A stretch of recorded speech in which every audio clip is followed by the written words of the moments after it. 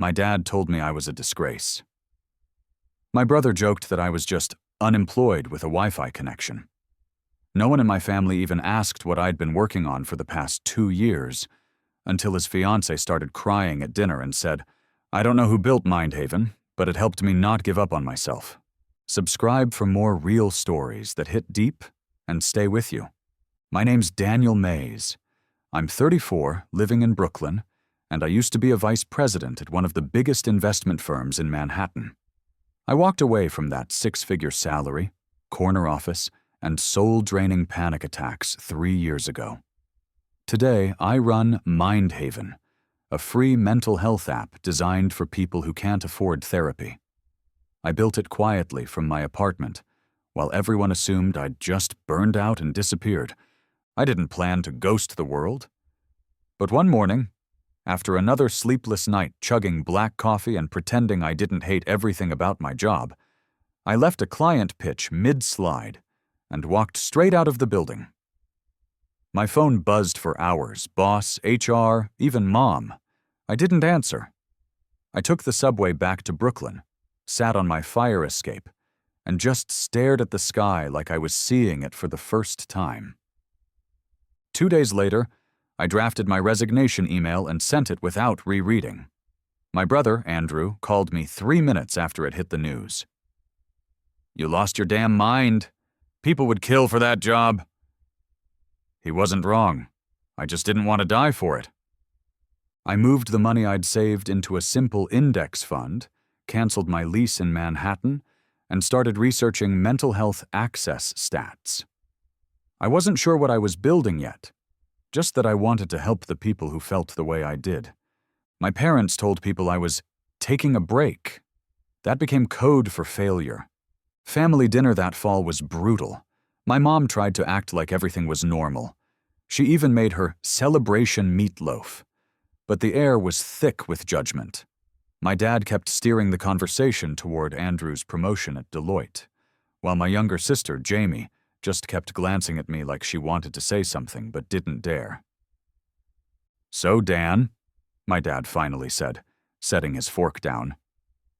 "Still doing that app thing?" I nodded, forcing a smile. "Yeah, we're almost done with the beta. Partnered with 2 clinical psychologists." "Does it pay?" Andrew interrupted, grinning like he was setting me up for a punchline. "Not yet," I said. "It's free." Andrew leaned back, laughing.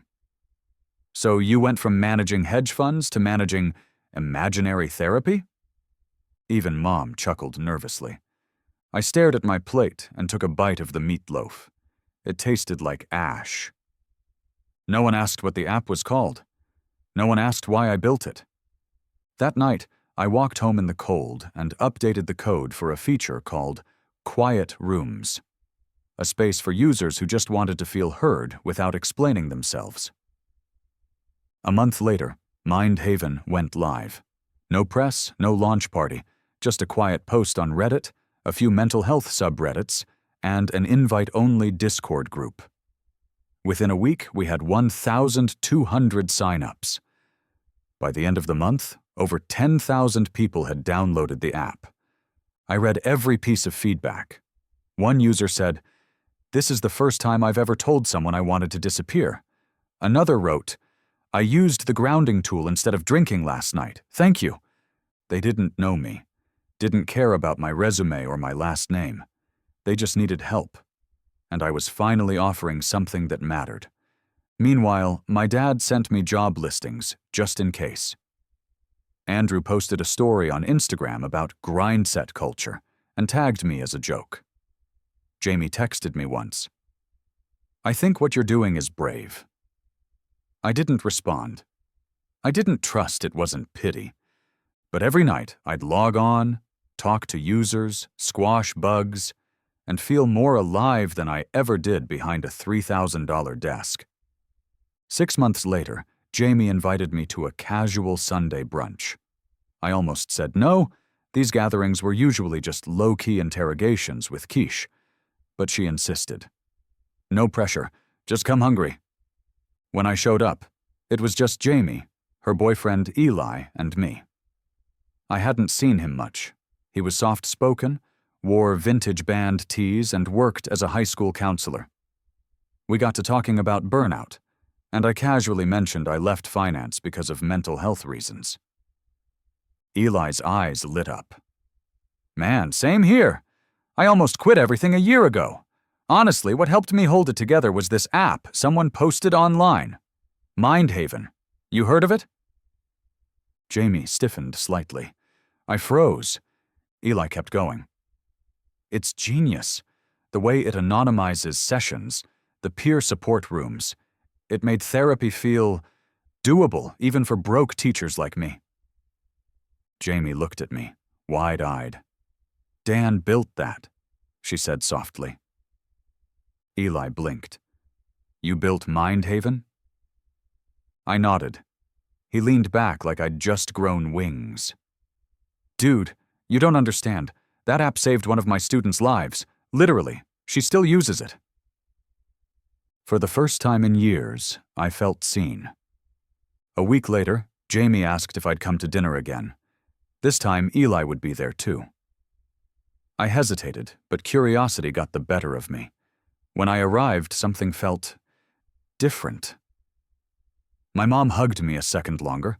My dad didn't bring up jobs. Andrew wasn't there, but that felt like a relief more than a loss. Midway through the meal, Eli started talking about work. Then, out of nowhere, he turned to my dad. You know, Mr. Mays, one of my students wouldn't be graduating this year if it weren't for a resource your son built.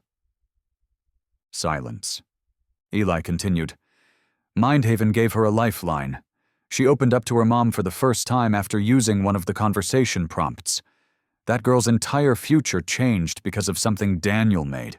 That's not just tech, that's legacy. My dad looked stunned, not defensive, not proud, just quiet, like a gear finally clicked into place. Jamie reached under the table and squeezed my hand. I didn't say a word. I didn't need to. 2 days later, my phone rang. It was Dad. He never calls. Ever. I stared at the screen for a good 10 seconds before answering. Hey. There was a pause on the other end, like he was still figuring out what to say. I read about Mindhaven, he finally said. Jamie sent me a link. I didn't realize how many people were using it. Yeah, I said cautiously.